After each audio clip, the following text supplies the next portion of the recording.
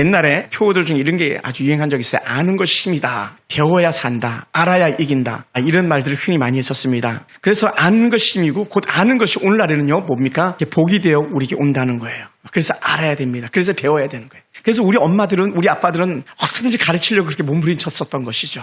막 소도 팔고 논도 팔아가지고 막 대학교 학비를 대준다고 했던 그런 때가 있었습니다. 그래서 우리나라가 그냥 잘 살게 된 게 아니라 알아야 된다, 배워야 한다는 그런 캐치프레이즈들 때문에 우리나라가 이렇게 현재 잘 살게 된 그런 나라가 된 줄 믿습니다. 특히 오늘날은요, 정보 그런 공유의 시대입니다. 정보가 만연한 그런 시대예요. 여러분이 알든 모르든 수많은 것들이 지금 떠돌아다니는 정보들이 있습니다. 수도 없는 정보들이. 그런데 그런 정보들이 때로는 우리가 큰 유익을 주는 방면에 그렇지 못한 경우도 있죠.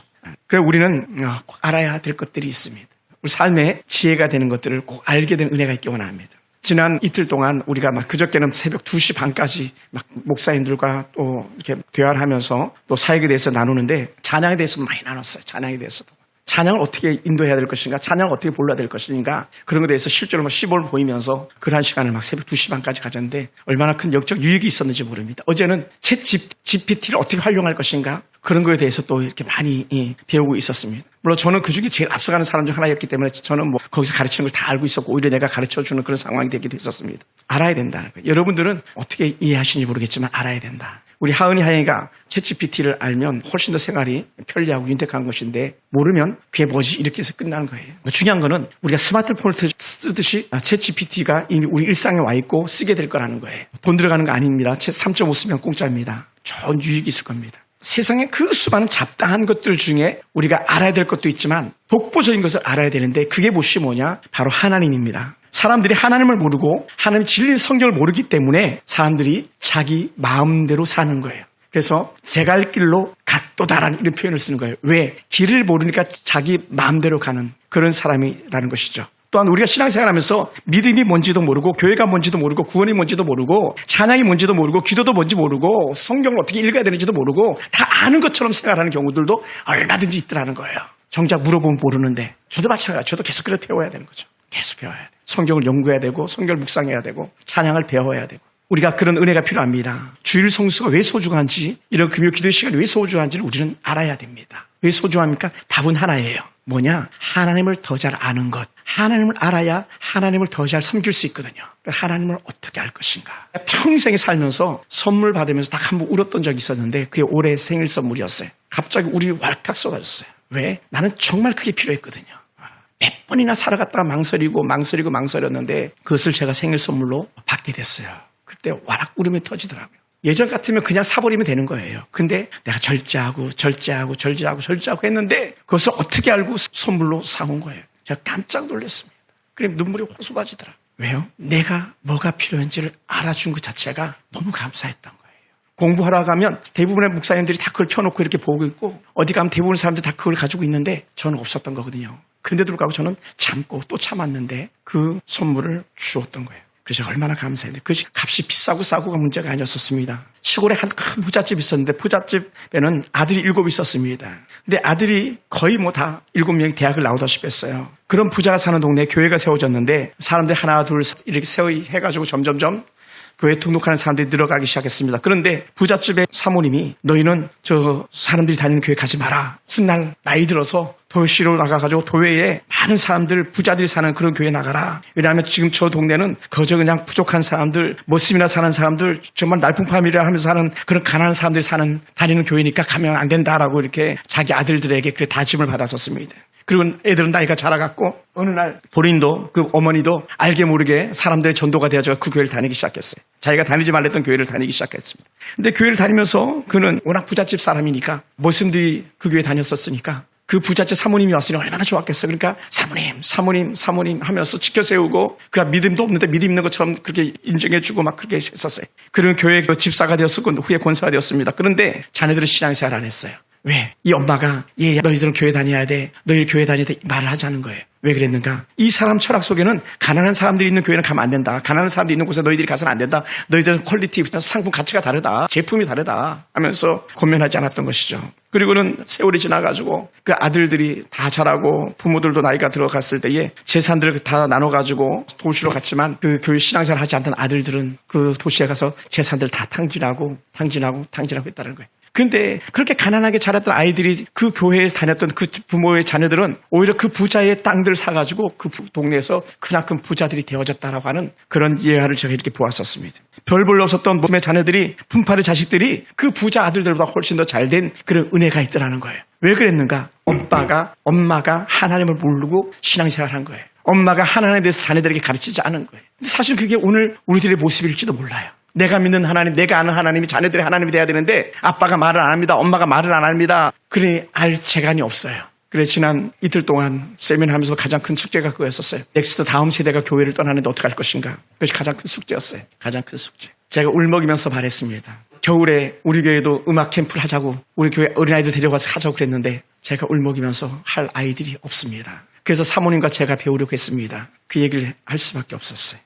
코로나라는 이 악한 질병과 더불어서 또 환경과 형편과 처지가 아이들이 오는 길을 막아가지고 또 부모들이 아이들에게 신앙교육을 시키지 못함으로 도태된 그런 자들의 모습을 볼 때 가슴이 아플 수밖에 없습니다. 지금도 어느 곳을 지나면은 우리 청년이 저기서 일하고 있는데 우리 청년이 저기서 일하고 있는데 그런 아쉬움의 생각들이 들 때도 있습니다. 가슴 아픈 얘기죠. 여러분 우리가 하나님을 알면서 하나님을 잘 믿으면서 신앙생활을 한다는 것 자체가요 얼마나 큰 복인지 몰라요. 자녀들과 함께 신앙생활을 하는 건 큰 복 중에 상복인 줄 믿습니다. 부모의 영적인 계승을 이어간다는 건요 복 중에 상복이에요. 사실 그렇게 유명했던 어떤 목사님도 아들들은 개판 쳤거든요. 우리가 잘 아는 그 사무엘 선지자도 얼마나 위대한 선지자입니까? 근데 그 아들들을 개판 쳤어요. 다윗의 아들들도 부분적으로 개판 쳤어요. 근데 만약에 우리의 자녀들이 그 어떤 자녀들보다 어떤 신앙의 위대한 위인들보다도 신앙생활을 잘하는 자녀들이라면 우리는 그들보다 더 나은 자인 줄 믿습니다. 내세울 건 없어도 자랑거리는 없어도. 왜? 영적 계승, 대를 이어가는 신앙의 모습 아니겠습니까? 그런 면에서 대단한 거예요. 그러면서 어찌 보면은 뭐 화제와 다를 수 있는 얘기입니다만은 내 아들이 내가 하고 있는 목회의 유업을 이어간다, 교회의 리더로서 계승해 간다, 이것 자체는 사실 큰 복이에요. 어찌 보면. 그러니까 믿음의 사람으로 우리가 살아가는 것, 우리가 하나님을 더 잘 알기 위해서 몸부림친다는 것 자체는요. 그래서 큰 복입니다. 제가 오늘도 천하게 어떤 사람이 성경을 읽었나 제가 이렇게 뜯어봤어요. 아, 이분도 이렇게 읽었구나. 왜 이분 성경 안 보지? 왜 이분 성경 안 보지? 근데 대다수 성경 안 보더라고요. 많이 아팠어요. 하나님을 알려고 하는 그런 몸부림이 없는 거죠. 어쩌면 성경 읽는 것도 2080인지 20%만 읽지 나머지 80%는 안 읽는. 저 보세요. 진짜 2080에 딱 20%예요. 그나마도 좀 읽은 게 20%지 아예 안 읽은 사람은 거의 80%잖아요. 뭐 아쉬웠어요. 그러면 저는 속으로 이렇게 혼자 모임 가가지고 이렇게 혼자 이렇게 생각했어요. 저 그래프 나 때문에 하는 거다. 나 때문에 하는 거다. 왜냐하면 나라도 족쇄를 채워놔야 성경을 더 많이 볼 거니까. 이렇게 막 다짐을 했어요. 그래서 제가 2독 거의 끝나가거든요. 현재. 그 2독 다 봤어요. 몇 권 안 남았어요. 부분적으로 3독 보는 것도 있고 일부러 이거라도 해놔야 보니까 그런 생각을 이렇게 다짐해 봅니다. 우리 하나님을 알아야 됩니다. 우리가 성경을 알아야 돼요. 성경을 알아야 됩니다. 우리 집사 성경 많이 보셨는데 1독 다 하셨는데 더 잘 아시기 바랍니다. 집사 빨리 저 쫓아오세요. 우리 김태희 사님도 마찬가지 성경 더 잘 알아야 돼. 우리 하나님 성경 더 잘 알아야 돼. 모르니까 엄한 행동하는 거예요. 모르니까 허투루로 살아가는 거예요. 누구도 해당되는 거예요. 누구도. 저도 마찬가지, 여러분도 마찬가지 다 해당될 거예요. 왜냐하면 우리 거기에 자유로울 수 있는 사람은 아무도 없으니까. 그럼에도 불구하고 우리는 하나님을 잘 알아야 되는 거예요. 기분 따라서 신앙생활하면 안 되고 기분 따라서 교회 오고 가고 하면 안 되는 거죠. 그건 자연인들이 하는 거예요. 하나님 모르는 사람들이 기분에 따라서. 왜? 하나님을 잘 모르기 때문에 예배를 잘 모르기 때문에 기분에 따라서 하고 말고 이렇게 나가는 거거든요. 그러므로 사랑하는 성도들 다시 한번 말씀드립니다. 우리의 자녀들을 신앙으로 케어한다는 것은 정말 놀라운 은혜입니다. 우리의 남편과 우리의 자녀들 함께 신앙생활 한다는 것 자체는요. 복 중에 상복인 줄 믿습니다. 예수 잘 믿는 형제를 만났다. 예수 잘 믿는 자매를 만났다. 이건요. 큰 복입니다. 그런 복이 저와 여러분 가운데 임하기 원합니다. 우리 자녀들 가운데 임하기를 주로 축원합니다. 할렐루야. 그렇게 되기 원해요. 우리 자녀들도 그렇게 되기 원합니다. 우리 자녀들에게 믿음이 없이 살게 하는 것은요. 뭡니까? 결국은 망하게 하는 거예요. 자식을 망하게 하는 거예요. 그 부자 엄마처럼 자식을 망하게 하는 거예요. 그래 우리는 호세아 선지자의 외침을 간절히 귀담아 들어야 되는데 우리가 여호와를 알자. 힘써 여호와를 알자. 힘써 여호와를 알자는 거예요. 한번 따라해서 우리가 힘써 하나님을 압시다. 아멘. 힘써. 그저께 저녁에는 잠깐 뭐 이상한 7편짜리 2단 영화를 상영한 걸 갖다 뭡니까? 다큐를 잠깐 부분적으로 봤어요. 막 역겹더라고요. JMS에 대해서 막 이렇게 어디서 촬영한 건지 모르겠지만 이렇게 보여주는데 막 오바이트가 막 나오려고 그러고 역겨워가지고. 하나님을 잘 모르니까 JMS 정명석이한테 하나님 오세요, 하나님 오세요, 하나님 오세요, 하나님 오세요, 하나님 오세요 이렇게 하더라고요. 근데 그게 수많은 이단들이 다 그렇게 사람들을 속이는 거 아닙니까? 왜? 성경을 모르면 속는 거예요. 무식하면 속는 거예요. 특히 세상은 우리에게 다 속이는 거예요. 왜냐 세상은 속이는 영이니까요. 악한 영 속이는요 거짓의 영이거든요. 우리가 모르니까 속아 넘어가는 거예요. 우리는요 진리이신 하나님을 더 잘 알게 되기 원합니다. 예수님께서 말씀하셨잖아요. 진리를 알지니 진리가 너희를 자유케 하리라. 나는 곧 진리다. 나는 곧 길이다. 나는 생명이다. 이렇게 말씀하셨잖아요. 예수님께서. 우리가 하나님을 알고 예수님을 알고 성령님을 더 잘 알면 알수록 우리의 신앙생활은 자유롭고 행복하고 즐거운 겁니다. 할렐루야. 그런 우리가 될 수 있게 되기 바랍니다. 그런 면에서 구약의 호세아 선지자는요 아주 특별한 사람입니다. 호세아라는 이름 자체가 구원이라는 그런 이름의 뜻을 가지고 있어요. 여호수아, 호세아, 예수 이건 다 같은 뜻을 가지고 있어요. 같은 뜻. 예수라는 이름 자체가 여호와는 구원의 시다라는 그 이름의 뜻을 갖고 있듯이 호세아도 구약에 나오는 여호수아도 다 같은 이름의 뜻을 가지고 있습니다. 그리고 이 호세아는요 북이스라엘에 대해서 너무 잘 알고 있었어요. 당대의 북이스라엘이 정말 안담한 그런 나라였거든요. 북이스라엘에 대해서 잘 알고 있었습니다. 그리고 그는 북이스라엘에서 살면서 북이스라엘 애통해하는 그런 모습들을 이렇게 바라봤었어요. 그래서 호세아 선지자는요 하나님의 선지자로서 백성들이 우상숭배에서 벗어나가지고 제발 좀 우리 하나님께로 돌아와라, 우리 하나님께로 돌아와라는 그런 간절한 열망이 그에게 있었습니다. 그래서 계속 하나님의 심판에 대해서 경고해 주는 거예요. 너 그렇게 살면 망해. 너 그렇게 살면 망해. 너 그렇게 살면 망해라고. 계속 그렇게 외쳤어요. 우리가 한번 성경을 찾아볼까요? 호세아서 1장 1절입니다. 앞으로 조금 넘어가가지고 호세아서 1장 1절. 우리 같이 한번 읽어봅시다. 다 같이 시작. 우시야와 요담과 아하스와 히스기야가 이어 유다 왕이 된 시대 곧 요아스의 아들 여로보암이 이스라엘 왕이 된 시대에 부에리의 아들 호세아에게 임한 여호와의 말씀이라. 부에리의 아들 호세아. 분명히 이 호세아는요 실존적 인물이었다는 거예요. 그리고 이가 살았던 그 시대는 이러한 왕들이 다스렸던 그런 나라다라고 이렇게 평가해 주는 거예요. 물론 그 서두에 나오는 나라의 왕들이 동시대 사람들은 아닙니다만은 그 역사서적으로 분명히 있었던 사실이라는 거예요. 이 얘기를 왜 굳이 다시 한번 새롭게 해보냐면 그 사실은 이 호세아의 외침 역시 사실이라는 거예요. 그것이 많은 시간이 지난 오늘날 우리에게 여전히 적용되어야 될 줄 믿습니다. 약 2750년 전에 호세아가 사역했지만 그 2750년이라는 그 시간, 그 갭을 뚫고 뛰어나와가지고 오늘 우리에게 전해주는 그 영적 메시지. 주전 2750년 전에 이런 안담한 역사, 주전 750년경 약 대략 그렇게 평가되는 거예요.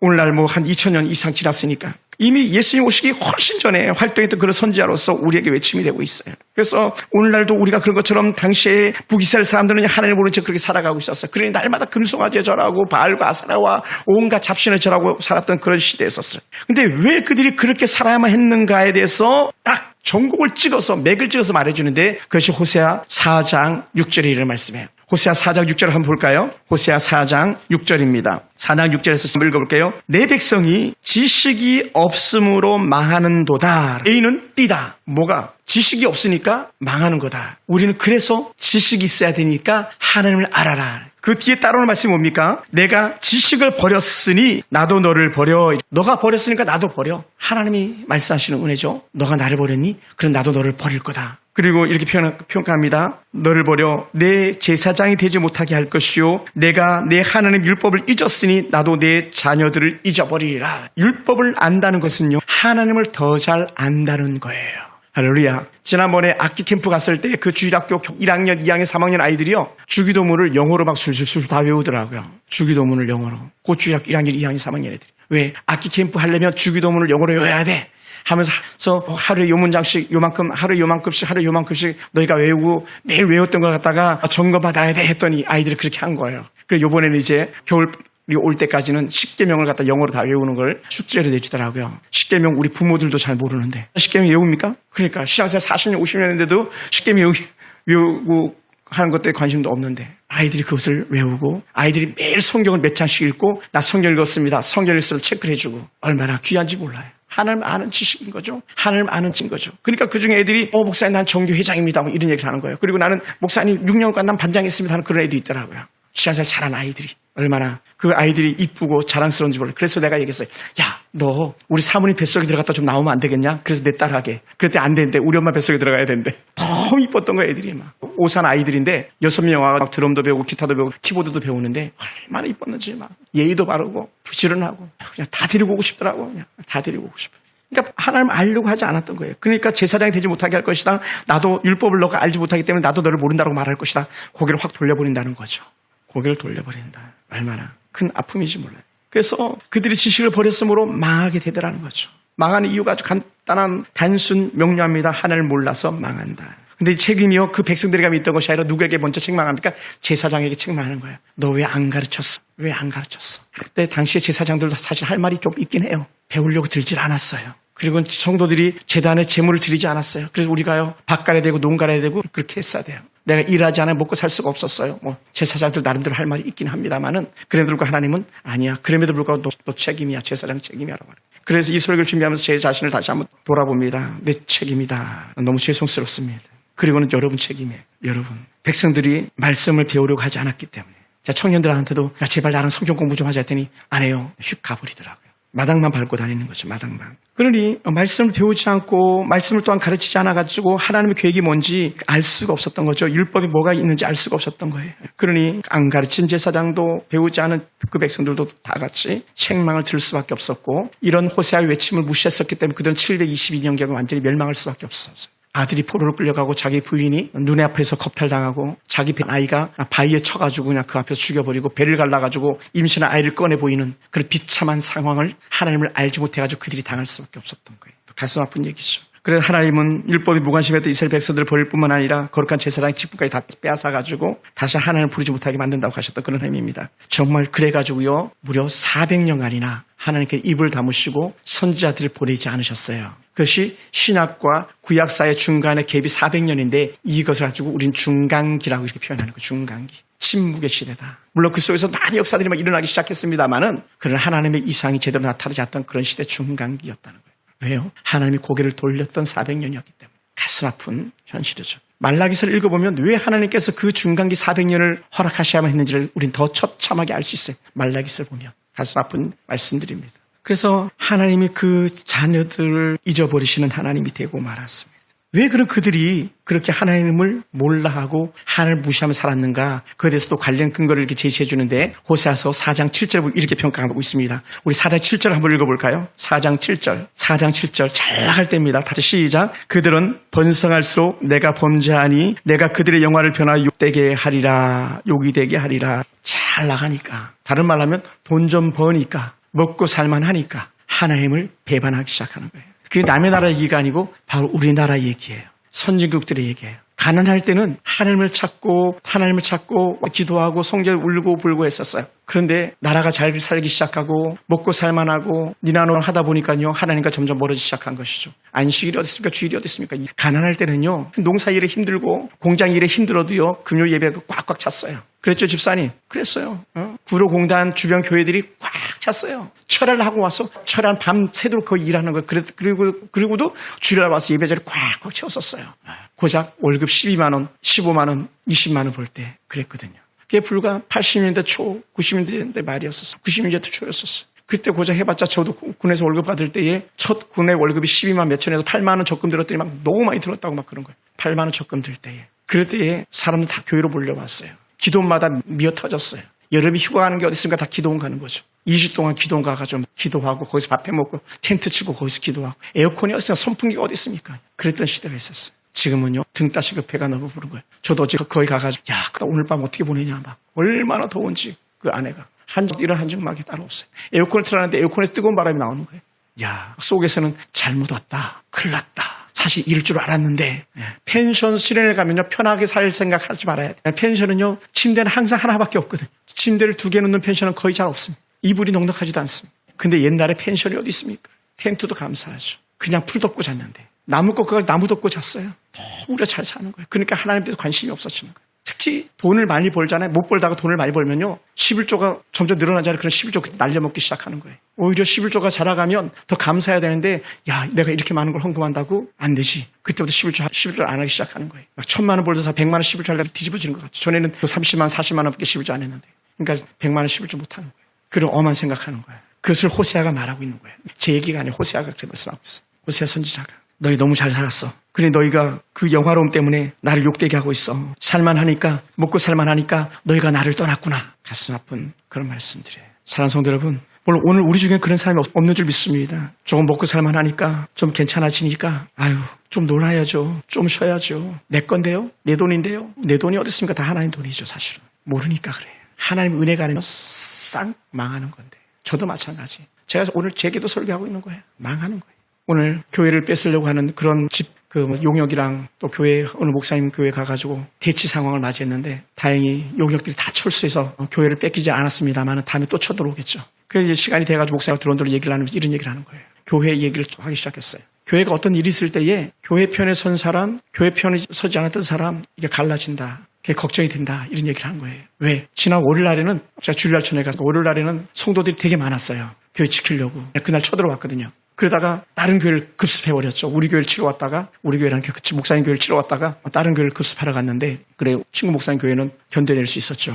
그때 성도들이 너무 힘들었던 거예요. 그리고 또 일터로 돌아갔어야 했고, 그래서 오늘은 그렇게 많이 오지 않았다. 그래서 이번에는 친구 목사님들이 많이 오셔가지고 교회를 지켰는데 그런 얘기를 쭉 한 거예요. 나중에 이 교회를 지키려고 그렇게 옥상에서 건물 곳곳에서 지켰던 사람 성도들하고 한 번도 와보지 않은 성도들하고 나중에 이게 하나가 될 수 있겠는가 그런 걱정이 된다고 했어요. 왜냐하면 우리가 그걸 경험했거든요. 예전에 심사참배를 반대했던 사람과 신사참배에 참석했던 사람들끼리 다툼이 일어나가지고 한국 장로교단이 분열이 됐거든요. 그게 고신측과 장로교단이 된 거거든요. 차라리 죽는 한이 있더라도 신사참배하면 안 되지 하면서 아주 신앙에 변절을 하지 않고 지켰던 사람도 있었거든요. 그런데 그렇지 않은 사람들, 시대의 그냥 풍류에 따라서 그냥 살았던 사람도 있었어요. 그래서 우리가 원수지간이 되어졌죠. 우리는 어떤 문제 속에서든지 철저하게 하나님 편에 서서 하나님을 더 잘 아는 은혜대로 살아가기 원합니다. 할렐루야, 할렐루야. 그래서 오늘 우리가 읽었던 본문에서 호세아가 우리에게 간절히 원하는 게 뭐냐면 여호와께로 돌아가자라는 거예요. 오라, 우리가 여호와께로 돌아가자. 여호와께서 우리를 찢으셨으나 도로 낳게 하실 것이요 우리를 찢으셨으나 싸며 주실 것이다. 여호와께로 돌아가자. 우리 하나님께로 돌아가자.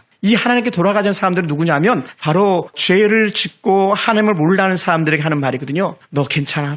다시 주님께로 돌아가면 돼. 우리 하나님께서 너를 용서하실 거야. 우리 하나님께 너를 쌓아주실 거야. 이렇게 말씀하고 있는 거거든요. 이게 위로예요. 할렐루야, 위로예요. 죄인이 주께로 돌아오기를 기뻐하신 하나님, 그리고 죄인이 주께로 돌아와가지고 다시 죄에 거하지 않기를 원하시는 그런 하나님을 호세아가 소개하고 있는 거예요. 할렐루야. 그래서 선지자는 이스라엘 백성들에게 계속적으로 외칩니다. 너희들 더 이상은 죄를 짓지 말고 죄악 길에서 돌이켜 회개하고 하나님께로 돌아가서 하나님만 바라보고 살겠습니다라고 하는 신앙의 고백을 하라. 우리의 죄를 사도 바울은 등 뒤로 던졌다면서 두 번 다시 생각지 않는다는 말씀을 하셨었는데 같은 은혜인 것, 호세아에게 주신 말씀, 하나님께서 너희를 다시 돌이키게 하고 너희를 다시 회복시켜서 사랑한다고 말씀하실 거야. 그러니 여호와께 돌아가자, 이 고백을 하고 있는 거죠. 여기서 찢었으나 싸며 주실 것이오에서 그 표현들, 또 여호와께 우리 찢었으나 도를 낫게 할 것이라는 이런 표현들 보면 시편 50편 22절로 이렇게 표현했어요. 너희를 찢어버리니 건질 자가 없으리라. 시편 50편 22절에 이렇게 표현했습니다. 하나님을 잊어버린 너 이를 생각하라. 그렇지 아니하면 내가 너희를 찢으리니 건질 자가 없으리라. 여기서 찢다는 표현이요, 사자가 완전히 발기발기 이빨로 물어 뜯어버리는 거예요. 그 표현이에요. 원어적인 의미로. 타라프라는 이런 히브리어를 썼는데 타라프 찢어버릴 거다. 완전히 찢어버릴 거다. 완전히 찢어버리면요 회복될 수가 없는 거거든요. 그런데 그렇게 회복될 수 없을 지경에 찢겨있는 우리가 여호와를 기억하고 하나님 잘못했습니다, 살려주세요, 도와주세요 하면은 여호와께서 도와주시겠다는 거예요.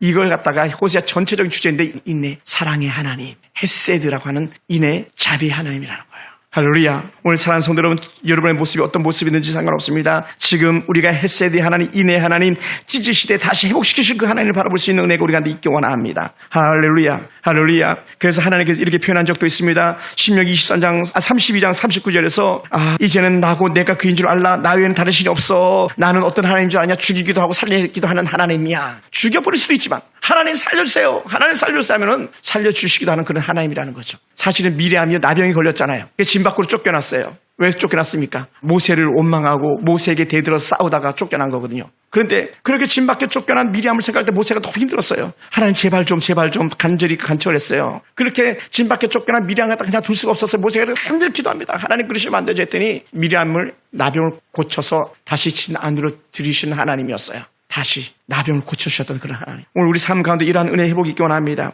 여러분 생각해 보세요. 저는 가끔 생각해 봅니다. 야, 하나님 정말 멋진 하나님입니다. 그리고 하나님이 너무 무섭지만 너무나도 인내와 자비가 풍성한 하나님이시다. 왜 그랬습니까? 여러분 잘 생각해 보세요. 금송아지를 만든 사람은 누굽니까? 아론이에요. 성경 본문을 제 귀를 다시 한번 조목조목 보고 민수기를 조목조목 보는데 그 금송아지를 갖다가 조각하고 디자인한 것은 아론이라고 나와요, 거기서. 근데 어떻게 돼요? 금송아지를 만들어서 경배하게 한 아론은요, 하나님께 살려주셔요. 아니, 죽으면 누가 제일 먼저 죽어야 돼? 아론이 제일 먼저 죽어야죠. 그 금송아지 금 갈아가지고 막 백성들 물을 마시게 했잖아요. 그거 다 죽여버렸잖아요. 근데 아론 살려주시더라고요. 그러면서 더 뭡니까? 아니, 아론 살려주신 것만 감사한데 아론에게 제사장 직분을 맡기는 거예요. 가장 깨끗하고 가장 거룩하고 흠이 없어야 될 그 제사장인데 그 아론에게 그 제사장 직분을 맡기시더라고요. 그리고 그 아들들에게 그 직분을 또 맡겨요. 근데 어떻게 돼? 처음에 세웠던 두 아들 철저하게 실패하잖아요. 성경을 읽다 보니까 어떻게 이 아들들이 왜 하나님께서 죽이셨는가? 추론입니다. 유추입니다. 그 밑에 본문에 가다 보면은 제사장 그 직분을 감당하면 성막에 들어갈 때는 술 먹지 말라 이렇게 나와요. 술 먹지 말라. 다른 불을 드릴 때는 술을 먹었다는 거예요. 술 취했다가 그리고 하나님께서 한 번에 두 아들 죽이면서 다른 또한 두 아들을 갖다가 다시 제사장으로 세워나가는 하나님. 그걸 하나님을 보게 돼요. 그러면서 느끼는 게 뭐냐면 하나님은 시험하시다. 그런데 또 다른 한편에서 하나님은 돌이키는 자에게는 무궁무진하게 자비하시다. 이런 하나님인 줄 믿습니다. 오늘 우리가 그 하나님을 경험할 수 있게 되기 원합니다. 저도 그렇습니다. 할렐루야, 할렐루야. 그래서 하나님께서 낫게도 하고 또 하나님의 손에 빼앗을 자가 없게 하시는 그런 하나님인 줄 믿습니다. 오늘 저와 이런 삶 속에 이런 회복이 원합니다. 할렐루야. 그래서 다시 살리신 하나님입니다. 여호와께서 6장 2절에 여호와께서 이틀 후에 우리를 살리시며 제3일 우리를 일으키시리니 우리가 그 앞에 살 것이다 라고 말씀합니다. 이틀 3일 후에 너희를 일으킬 거다. 이 날짜를 조목조목 이틀 3일을 굳이 말씀하시는 이유가 뭐냐? 아주 빨리 내가 너희를 용서하고 내가 너희를 갖다 긍휼히 여길 것이다라는 거예요. 거기에 그 관련할 수 있는 우리의 말씀이 뭐냐? 하나님은 노하기를 더디하시며 성내기도 더디하신다는 거예요. 만약에 하나님이 노하기를 빨리 했고 성내기를 빨리 했으면요, 여기서 살아남을 수 있는 사람, 글쎄 백목사님 모르겠네요. 살아남을 사람 아무도 없을지도 몰라요. 우리가 얼마나 약합니까? 얼마나 연약합니까? 아마 제가 제일 먼저 죽었을 거예요. 하나님께서 우리의 그런 긍휼을 베풀어 주신 줄 믿습니다. 그리고는 이 말씀을 통해서 우리가 주신 영적 은혜가 있습니다. 구약의 이 말씀을 가지고 신약의 역사를 이루는데 3일 만에 일으키시리니 3일 만에 부활하신 예수님을 우리에게 보여주고 계셔요. 사랑하는 성도 여러분, 완전한 회복의 은혜가 우리 가운데 임하기 원합니다. 완전히 치료의 은혜가 우리 가운데 임하기 원합니다. 그렇게 하기 위해서 우리가 어떻게 해야 되겠는가? 오늘 말씀처럼 너희가 힘써 여호와를 알라라는 거예요. 힘써. 여기서 힘써 여호와를 알라는데 그림이 딱 떠오르는 게 뭐냐면 이 아이가 엄마를 놓치지 않으려고 막 때를 쓰면서 엄마 붙잡고 가는 거예요. 울면서 엄마 붙잡고 가는 거예요. 엄마를 놓치면 안 되거든요. 그래서 이런 표현을 가지고 추적자라고 말합니다. 저 끝까지 놓치지 않으려고 따라가는 그런 하나님, 그 은혜를 우리가 기억하기 원하고, 그래서 하나님 우리를 끝까지 따라오시고 놓치지 않으려고 하시는 것처럼 우리 역시 마찬가지로 우리가 하나님을 더 잘하려고 힘써하려고 하는 그런 몸부림치는 은혜가 우리인데 임하길 주로 축원합니다. 할렐루야. 그럴 때의 하나님 놀라운 은혜는요, 우리가 끝까지 하나님 붙잡고자 할 때에 그때 해가 동해에서 떠오르는 해를 본 적이 있는데요, 금방 꾸물꾸물 올라오는 것 같아 금방 중천 안에 떠오르는 것처럼 해가 바다 위를 떠올라 버립니다. 그런 것처럼 오늘 성경이 이렇게 표현했어요. 6장 3절에서 그러므로 우리가 여호와를 알자, 힘써 여호와를 알자. 그의 나오시면 새벽빛같이 일정하니 비와 같이 따정을 적시는 늦은 비와 같이 우리에게 임하시리라. 아주 힘있게 솟아오르고 가장 적절하게 우리에게 복을 함께 하신다는 거예요. 그것이 뭐냐? 바로 일정하니 비와 같이 땅을 적시는 늦은 비와 같이 우리에게 임한다는 거예요. 우리를 찾아오셔서 가장 적절하게 은혜 베풀어 주시다는 것이죠. 할렐루야. 우리 가운데 그런 은혜가 있기 원합니다. 적당한 은혜가 우리가 임하기 원합니다. 가장 적절한 은혜가 우리가 임하기 원합니다. 할렐루야. 할렐루야. 말씀을 준비하다 보니까는요, 예전 서울 시네마트의 회장 곽정환 씨에 대한 글을 볼 수 있었습니다. 가이스트 포스트 2001년 11월호에 나온 기사였는데요, 이 사람은 영화가니까 영화를 만드는 사람이었습니다. 하나님을 건설을 믿으면서 주일에도 일을 하고 다른 일에도 열중했던 그런 사람입니다. 그는 화려한 영화판에서 하나님을 찾기보다는 현실 즐거움에 취해서 살았던 그런 사람입니다. 그냥 교회는 형식적으로 다닌 거죠. 그랬던 그가 어느 날 갑자기 주일을 거룩하게 지켜야 합니다라는 설교 메시지가 귀에 들어오기 시작했습니다. 그리고는 주일을 범하지 말고 주의 말씀대로 살아야 됩니다라는 말씀에 귀가 열려가지고, 그래 내가 이제부터는 주일을 지켜야 되겠다 하고 주일 성수를 하기로 해서 주변에 잡다한 것들을 정리하기 시작했습니다. 그리고는 주일에는요, 교회 와서 봉사도 하고 또 주일에는 가족과 보내지 않던 그 시간을 내 가족과 시간을 보내기도 하고 그렇게 했었습니다. 그래서 그의 삶은 날로 더 번창했다고 말합니다. 그러면서 그가 이런 고백을 해요. 어떤 고백을 했는가? 하나님의 축복은 멀리 있지 않고 마음에 있고 가까이 있습니다. 검색해봐도 좋을 것 같아요. 가이드포스트 2001년 11월에 서울 시네마트의 곽정환 씨의 말. 하나님 축복 멀리 있지 않고 마음에 있고 가까이 있다. 또 말씀을 따라 살기 위해 기도하는 것 자체가 축복이다. 말씀을 따라 살기 위해 기도하는 것 자체가 축복이다. 어떻게든지 하나님을 더 잘 알려고 하는 것, 그것이 축복이다. 할렐루야. 이런 신앙의 고백이 저와 여러분 가운데 있기 원합니다. 어떻게든지 하나님을 더 잘 알려고 하는 것. 우리에게 어느 집사님 죽기로 돌아와가지고 나는 목사님 이제 평생 하나님을 위해 살겠습니다 이런 고백한다면 제가 눈물이 와락 쏟아질 것 같아요. 저는 그런 기대를 가지고 기도하고 있으니까요. 우리가 더욱 열심히 있는 믿음으로 신앙생활을 할 수 있기 원합니다. 우리를 믿되 열심히 믿을 수 있는 은혜가 있기 원합니다. 진실하게 믿는 믿음의 은혜가 우리가 있기 원합니다. 할렐루야. 그래서 주의를 잘 우리가 지켜내고 우리가 영적 예배에 빠지지 않고 하는 은혜 가운데 있다면 그 자체가 우리에게 신앙의 아름다운 은혜의 본이 되는 줄 믿습니다. 새벽 예배다고 나가지 않고 교회도 제도 나가지 않는 남편이 하는 일, 발로 툭툭 치면서 여보 새벽 예배 왜 안 가? 여보 빨리 새벽 예배 가. 이렇게 발로 깨웠대잖아요. 자기는 교회도 안 나가면서 부인이 교회 안 가니까. 금요 기도에 안 오신 분들을 남편들이 여보 금요일에 왜 교회 안 가 툭툭 발로치면서 깨울 수 있는 그런 사람들이 되기를 축원합니다. 그런 가정이 되기 바랍니다. 교회에 와야 될 감동조차도 없는 사람들이 그 감동이 은혜가 일어나기를 주님을 축원합니다. 자녀들이 그렇게 말할 수 있게 되기 원합니다. 엄마 기도하니까 내 일이 안 되고 있네. 엄마 왜 기도 안 해 요새? 엄마 요새 똑바로 예배 안 드려? 그래 내가 일이 잘 안 되나 봐. 이렇게 말하는 사람들이 생겨날 수 있게 되기 바랍니다. 그것이 복이거든요. 왜 안다는 그 자체가 복이. 얼마만큼 우리 가운데 공감대가 형성될지 모르겠지만 그렇게 원합니다. 할렐루야. 그래서 가장 적절한 은혜의 때가 우리 가운데 임하기 원합니다. 비를 내릴 때 어떨 때는요 잔잔하게 내리는 비가 있고 어떨 때는 완전 폭포수처럼 쏟아지는 그런 비가 있습니다. 땅을 적시는 비, 늦은 비, 3, 4월에 내리는 비, 이른 비, 후에 내리는 그런 비들, 가을 곡실 거두기 전에 내리는 그런 비들, 다양한 비들이 있습니다. 그것을 겟셈이라고 말하는데 때로는 많이 내려야 될 비가 있고 잔잔하게 내려야 될 비가 있는데 그것이 뭐냐? 하나님이 알아서 내려주시는 비라는 거죠. 우리 삶 가운데 이러한 은혜가 있기를 원합니다. 할렐루야. 그래서 우리 자녀들에게 그 은혜가 있게 되기 원해요. 조금 전에 예배 들어오기 전에 우리 도혁이가 전화를 했어요. 목사님, 저 내일 시합 가요. 목사님 시합 갔다 교회 나갈게요. 그러더라고요. 목사님 요새 어떻게 지내세요? 야, 내가 너 보고 싶어서 잘 못 지낸다. 야, 목사님 시합 갔다 올게요. 그래서 제가 기도하고 내려보냈는데 하나님 은혜를 기억하고 너가 하나님 잘 몰라도 올라가서 링에 올라갈 때 하나님 나를 도와주세요. 그 한마디만이라도 해라. 하나님 나를 도와주세요. 하나님 나를 도와주세요 해라. 여러분 만약 펜이 있다면 여러분 성경책에 이렇게 한번 줄을 걷으면 좋겠어요. 예레미야 26장 4절 말씀입니다. 예레미야 26장 4절 한번 찾아봅시다.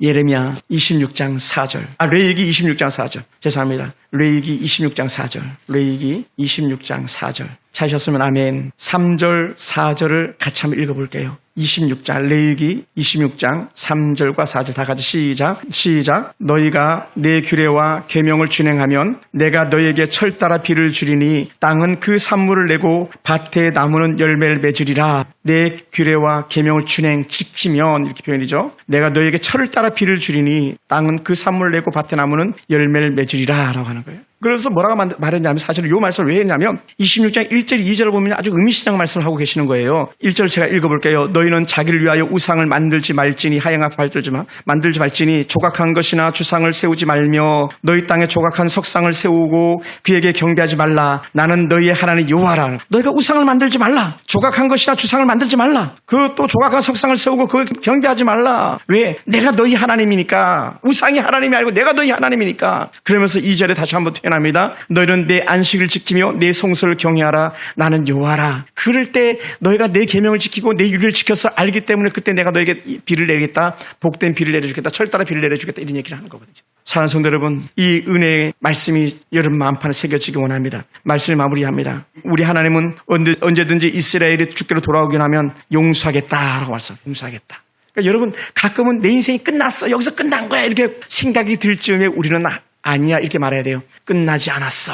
한번 따라해서 끝나지 않았어. 아직 끝나지 않았다. 사실은 저도 그렇고 여러분들 그렇고 껍데기만 보면 얼마나 절망적인 상황들이 많이 있습니까? 근데 중요한 건 뭐냐? 내 인생 여기서 끝나지 않았다. 왜? 내가 하나님께로 돌아가면 하나님께서 나를 일으켜 주실 것이니까. 이게 소망이에요. 이게 소망입니다. 내가 하나님께로 나가면 소망이 있습니다. 그래서 야 빨리 하나님께 돌아가라. 하나님의 회복은 더 빠르다. 이틀 3일 만에 일으키시는 하나님이시니까. 할렐루야. 여러분 그러면서 우리가 다시 마음판에 새겨지기 원합니다. 그래 맞아. 나는 하나님을 알 거야. 더 잘 알 거야. 내가 하나님을 아는 것이 내가 복이야. 우리 아들이 하나님을 잘 알게 하시옵소서. 우리 딸들이 하나님을 더 잘 알게 하시옵소서라고 하는 간절한 열망과 가르침의 은혜가 우리가 내게 되길 주님으로 축원합니다. 할렐루야. 그래서 하나님을 잘 섬기는 자체가 복인 거예요.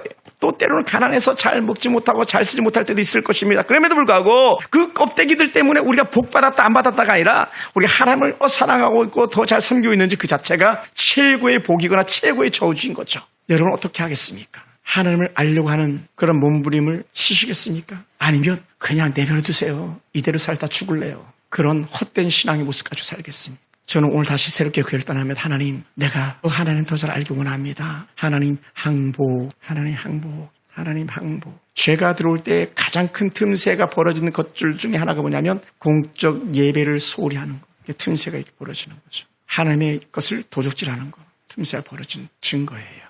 목사님 그럴 수도 있죠. 아니에요. 엄밀하게 진단해 보시면 알 거예요. 우리 하나님을 더 잘 알아가기 원합니다. 더 잘 알고 그 하나님께 주신 은혜를 누리는 저와 여러분 되기를 주님으로 축원합니다. 할렐루야. 기도하겠습니다.